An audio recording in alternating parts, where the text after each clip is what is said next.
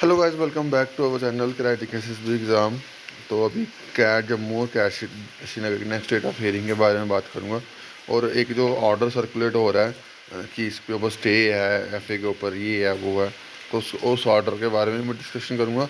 और साइमल्टेनियसली जो कैट श्रीनगर में जो ऑर्डर निकले हों उस टाइम के, उसके ऊपर भी मैं पूरा बात करूँगा। तो प्लीज़ इस वीडियो को पूरा देखना और लाइक और शेयर कर देना ताकि बाकी तक इन्फॉर्मेशन पहुँच जाए। पूरी बात डिटेल में करेंगे, ठीक है। तो पहले मैं आपको बता दूं, क्या जम्मू की जो नेक्स्ट डेट ऑफ हियरिंग है वो 25 सितंबर को है, ठीक है। क्या जम्मू को नेक्स्ट डेट ऑफ हियरिंग जो है वो 25 सितंबर को है। अब ये हियरिंग क्यों नहीं हो रही, इसका सब जो रीज़न है, जो मैंने जो जिन्होंने जिन्होंने ये केस करा हुआ है उनमें कोई एप्लीकेंट है, उनसे मैंने बात करी।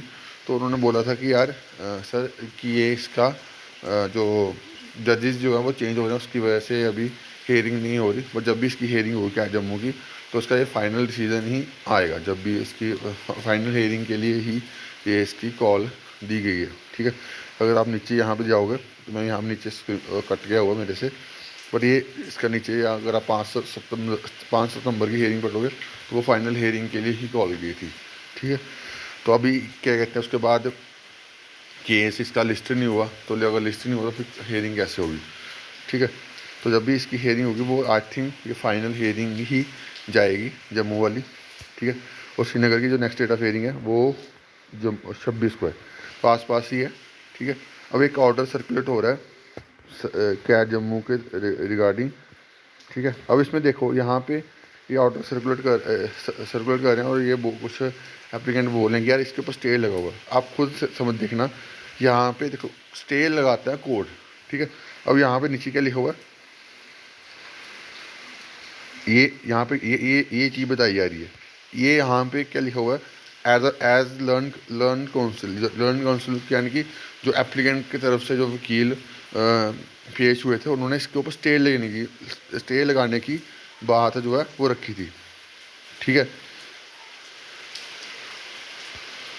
ठीक है, अब स्टे लगाने की बात करी थी। अब इसके बाद उन्होंने, अब कोर्ट ने क्या कहा था उसके रिगार्डिंग यहाँ पे कुछ भी नहीं है उन्होंने, क्योंकि अगर उन्होंने उन्होंने यहाँ पे रखा, इन्होंने ये बात रखी हुई है कि जो वकील थे एप्लीकेंट की तरफ से जिन्होंने केस करा, उन्होंने सिलेक्शन प्रोसेस के ऊपर स्टे लगाने की बात करी थी, ठीक है। बट कोर्ट ने इसके रिगार्डिंग कुछ भी जो जजमेंट है वो पास नहीं करी है, कुछ भी डायरेक्शन जो है वो गवर्नमेंट को नहीं दी। अगर ये डायरेक्शन दी होती तो ये डेट आपकी हियरिंग कब है, 21 को है, ठीक है।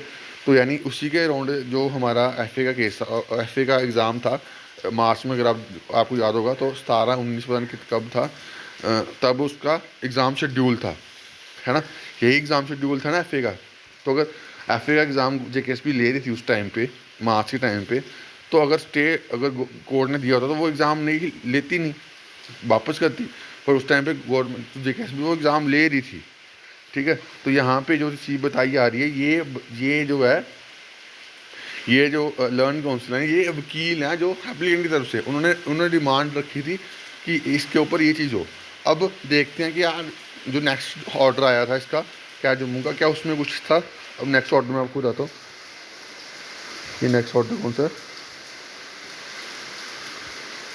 ये 18 का ऑर्डर है, ये 18, ये 21 का है, ठीक है। अब उसके बाद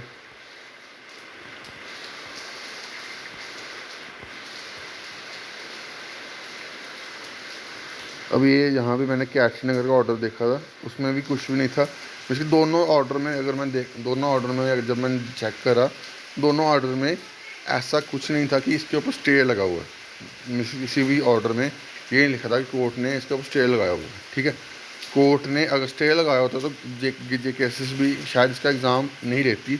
और अगर आपने कल सुना होगा TSL की तरफ से कि वो न्यूज़ दे रहे थे कि एग्ज़ाम जो है वो गवर्नमेंट लेने आती है। और मैंने आपको पहले भी बोला कि यार अगर इसके ऊपर स्टे नहीं हुआ तो ये अगर ये कोर्ट का मसला अगर ऐसे चलता रहा तो गवर्नमेंट जो है वो एग्ज़ाम लेगी इसका, ठीक है। तो इसके बारे में अब क्लैरिटी जो है आपको दिख रही है कि गवर्नमेंट जो है वो ये एग्ज़ाम लेने के लिए रेडी है, यानी कि किसी भी एग्ज़ाम लेने के लिए रेडी है। और कोर्ट की तरफ से कुछ ऐसा कोई भी ऐसा ऑर्डर नहीं है जो कैट जम्मू का ऑर्डर हो या कैट श्रीनगर का ऑर्डर हो जहाँ पे लिखा हो। यहाँ पे देखो, यहाँ पे कहीं लिखा हुआ है, ठीक है।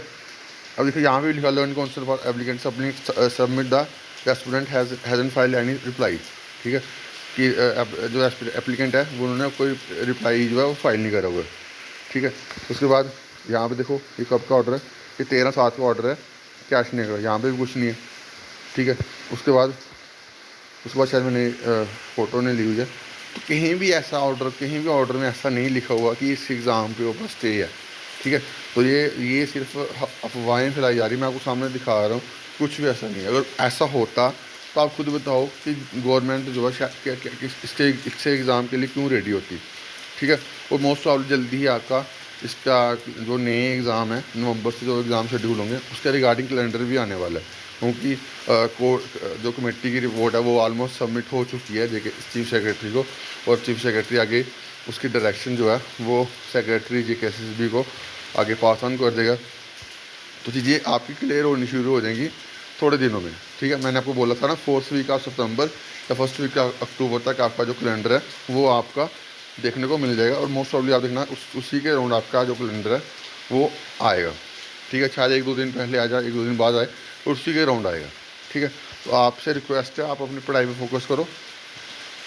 बाकी यार इसके कोर्ट के से हेयरिंग के रिगार्डिंग मैं आपको अपडेट जो है वो देता रहता हूँ, ठीक है। तो बाकी अभी के लिए इतना ही। Thank you guys, love you all.